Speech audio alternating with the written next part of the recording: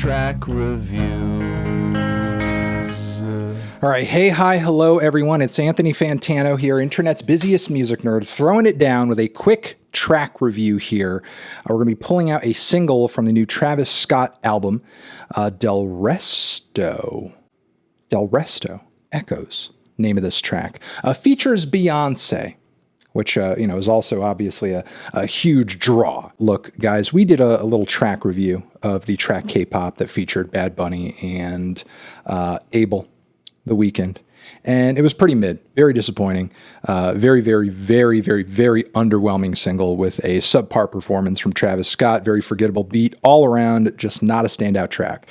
However, I have been hearing good things about this record so far, that it's at least on par with Astroworld, which I'm hoping is the case. So, with that, I figured before I dive into the entire record and do a review, we will do one more sample just to get a reaction, just to get a take and a thought on one more song from the record. And again, this one featuring none other than Beyoncé. So let's hop in here. Let's give it a spin. Let's see what it's got. Delresto. Ba-bam.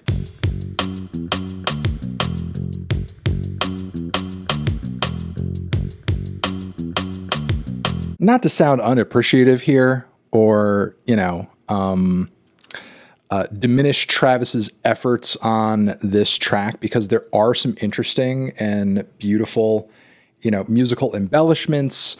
There are some interesting aesthetic choices. The production is kind of unique, and the Beyoncé performance is really good. It's really impressive. Honestly, I'm kind of getting Renaissance vibes off this track. I'm getting Renaissance vibes on this track, and because I love that record so much, that's not entirely a bad thing. You have these really entrancing, repetitive, very sparse and skeletal dance beats. Beyoncé killing it on the vocal front with some very confident spoken word vocals, as well as dynamic singing. Travis comes in, or at least it sounds like Travis, with maybe a tiny little rap verse that is heavily washed out in effects. It's kind of robotic. It's kind of strange. It's building this, kind of future digital dystopia vibe. We're getting more details as the song is progressing. These descending synth lines, some more wandering vocal leads from Beyoncé, some other odd and eerie vocal embellishments. It's one tension building passage after another. And there wasn't anything per se I heard getting added into the mix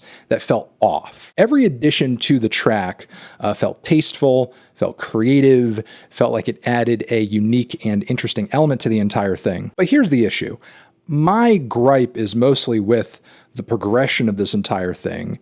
And, as I referred to earlier, you have one tension building passage after the next, and that's it. That's all it is. It's just tension. We're just building tension, and building tension. For what? Like, again, I'm listening to this song in a vacuum, and maybe we're building tension for some kind of explosion or something to kind of pop off in the next track. But keep in mind, this is not an interlude. This is a 4-minute and 34-second track. You could easily have some kind of crescendo point or payoff in the track somewhere. Like, I'm dying for a moment where these dance beats just kind of like let off and we hear some bass and some like intense synth rushes, or we're hearing Beyoncé really kind of, let it all out vocally, but it doesn't ever happen. We are just forever building up this tension that we never let go of for nothing. And again, even if there is some kind of, explosion point on the following track, I know 4 minutes and 34 seconds is just like way too long to be waiting for this, especially on a Travis Scott album. And while I do enjoy and appreciate some of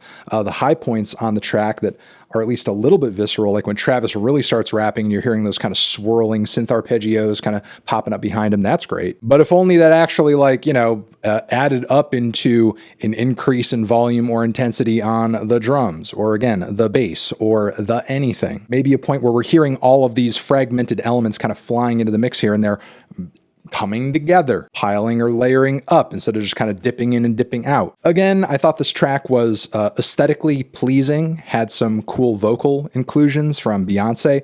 Travis, I was even impressed with on some level. The drums and production and all that, cool. It's just the progression that just doesn't really do much and does not feel satisfying at all. Like, every moment it feels like we're about to get a drop or a jump or something, Travis just kind of finds another way to reset things and just build more tension with no real release in sight. But look, even if I was kind of disappointed with the way this track panned out, I'm kind of hoping that it is something that grows on me when I hear it in context with the rest of the album, because, you know, Travis's albums up until this point have had a kind of holistic vibe and experience to them. I'm expecting that also to be the case for Utopia, and, you know, this could just be a case of me having one part of the elephant gripped in my hands in a big dark room, and I don't know what the rest of it is because I can't feel the rest of it out. Haven't heard the entire thing yet, but I know this piece alone by itself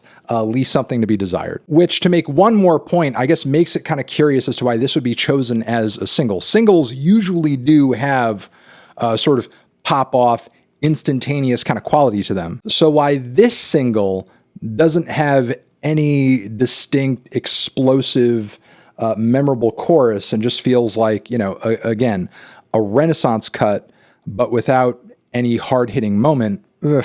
But yeah, there you go. Those are my thoughts. Let me know yours down in the comments. You guys are the best. You will hear from me again very soon when I get a full review for this record together. And there you go.